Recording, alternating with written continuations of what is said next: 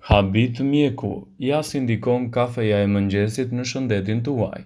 Gjatë viteve të fundit, studime të ndryshme kanë treguar për përfitimet të shumta të kafes, por nuk duhet mohuar se tashmë për shumicën e njerëzve, kafeja në mëngjes është të shndruar në rutinë.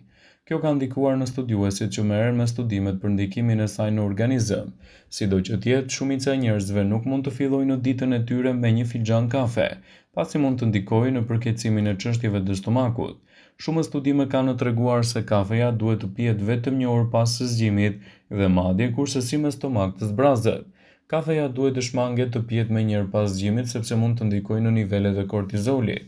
Ekspertët këshillojnë të mos e pini kafen me stomak të zbrazët sepse mund të shkaktojë urth, fryrje dhe në disa raste edhe të vjella. Përpiquni që në mëngjes të hani të paktën një fat buk përpara se të pini kafen.